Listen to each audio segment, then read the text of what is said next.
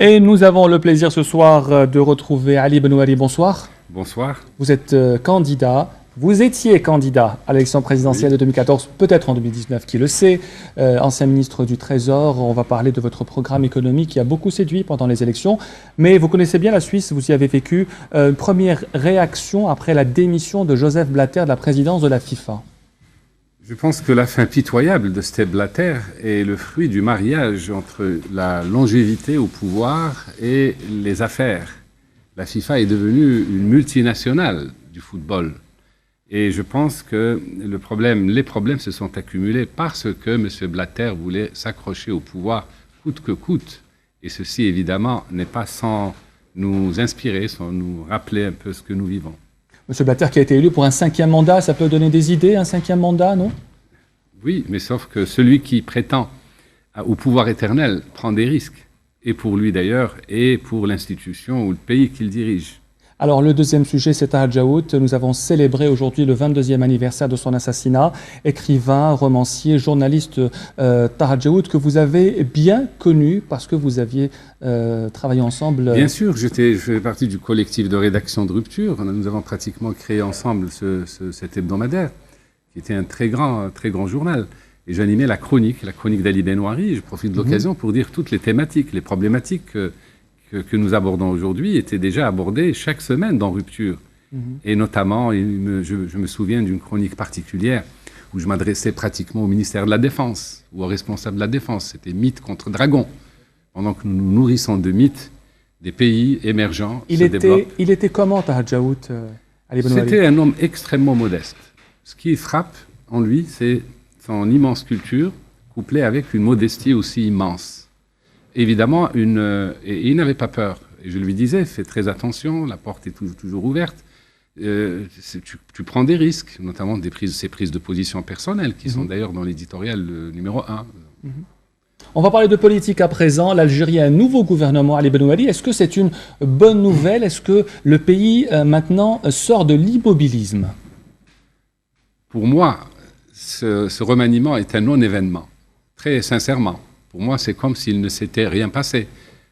C'est un peu les soubresauts qui agitent le FLN ou d'autres partis satellites. Pour moi, ça ne mérite pas qu'on en parle, parce qu'au fond, que ce soit ce gouvernement-là ou un gouvernement remanié, ils peuvent remanier à l'infini.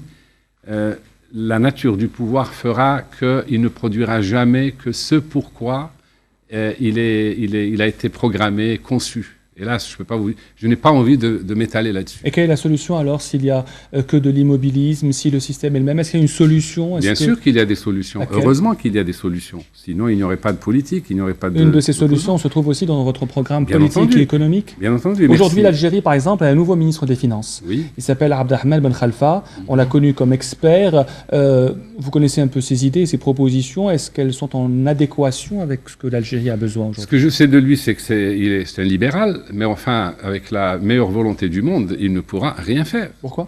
Pourquoi? Parce qu'il est tenu par les pesanteurs du système, parce que le système lui-même est pris dans une logique qu'il ne peut pas dépasser. Moi, mon programme, d'ailleurs, a bien explicité cette donnée. Il faut une révolution globale. Ce pays a besoin d'une révolution globale. C'est-à-dire que aucune réforme ne peut fonctionner, aucun ministre ne peut réussir si on n'a pas réglé le problème de fond qui sont les réformes politiques et institutionnelles. À partir de là, tout devient possible. Après, si ce préalable est levé, on peut échafauder des programmes, les confronter les uns aux autres et voir quel est celui qui peut fonctionner le mieux. Pour ma part, je me suis adonné à cet exercice.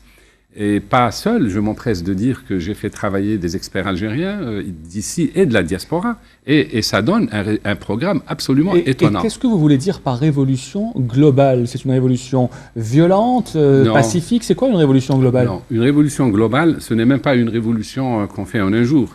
Il faut une période de transition, mais ce que je veux dire par là, c'est que la maison est pourrie. L'édifice est pourri. Il faut absolument détruire cette vieille carcasse, vieille baraque, et construire quelque chose de neuf, c'est-à-dire un pays neuf, avec une nouvelle constitution, avec Mais la Constitution va être amendée, M. Benouali. Ce n'est pas une bonne nouvelle, non? La Constitution, à mon sens, c'est exactement comme ce remaniement. Pour moi, c'est de la tchèque-chouka. Et ce n'est rien d'autre que ça. Et d'ailleurs, ce n'est pas, rappelez-vous, la charte octroyée, c'est rentré dans l'histoire des régimes constitutionnels, la charte octroyée de Charles X, en France, 1830, pour ceux qui ne connaissent pas. Le roi qui avait envahi l'Algérie. Oui, tout à fait. Le roi qui avait envahi l'Algérie et qui avait, sacrifiant aux exigences de l'opposition, avait fait une charte et l'avait donnée au peuple. Et c'est rentré dans l'histoire comme la charte octroyée. Pour dire simplement une chose, c'est qu'une constitution ne se donne pas. Une constitution s'élabore par le plus grand nombre et est approuvée par référendum par le peuple. Cela signifie d'ailleurs, et c'est dans mon programme, que la constitution, on prend le temps de l'élaborer, 2, 3, 4, 5 ans, le temps que les libertés soient rétablies, les libertés publiques, que les gens, les Algériens se connaissent. Mais la constitution algérienne a été approuvée par référendum. Oui, mais enfin, vous savez ce que je pense des référendums, des consultations populaires que nous avons. Pour moi, tout ça, ça fait partie un peu. Vous ne croyez pas aux élections en Algérie, M. Benouali? Vous n'y croyez pas? Je ne peux croire, comme la quasi-totalité des Algériens, qu'en des élections libres. Et des élections libres, c'est clair qu'il y a des préalables, n'est-ce pas? Alors on va parler d'économie. La situation est grave selon les experts. Oui. Le prix du baril est très bas. Le Premier ministre a fait un constat d'aveu et d'échec il y a quelques jours pendant l'installation du nouveau ministre de l'Énergie. Le fait d'avouer que la situation est grave, est-ce que ce n'est pas un pas en avant de la part de M. Sellel? C'est d'autant plus grave que je me souviens, fin 2013, donc en campagne ou en pré-campagne électorale, au moment où je présentais mon programme aux Algériens, j'avais attiré l'attention. J'avais dit, si nous ratons l'échéance de 2014, si nous allons à 2019, c'est la famine. Et les forces centrifuges qui sont à l'œuvre se déchaîneront pour faire éclater ce pays. Ce pays est menacé dans son existence. Est-ce que l'occasion a été ratée? L'occasion, à mon avis, elle a été ratée parce que nous avons un nouveau président pour 5 ans et les forces d'effondrement de l'économie, on continue et il n'y a que M. Sellel, le gouvernement et M. Bouteflika, enfin le président Bouteflika, qui n'ont pas vu. J'avais dit d'ailleurs, j'avais averti. Et c'était des prédictions, mais des prédictions basées sur des faits, sur un travail d'économiste, où le prix du pétrole baisse. Et il y avait des raisons à cela, pour expliquer. Où la production baisse, et elle avait baissé de 20% de 2014 à 2013 à 2012, et où les surplus à l'exportation se réduisent, se dissipent par suite des subventions et de la consommation effrénée. Est-ce que selon vous, le pays va vers la famine pour 2019 ou est-ce rien ne change. Ou est-ce que c'est un peu exagéré? Non, non, pas du tout. Pas du tout. Vous savez, le pessimiste est un optimiste informé, simplement, comme on dit. Moi, je déroule, je dis simplement, voilà, à supposer que le gouvernement ait raison, on va dérouler sur 5 ans les conséquences de sa politique, de son programme et de sa façon de gouverner.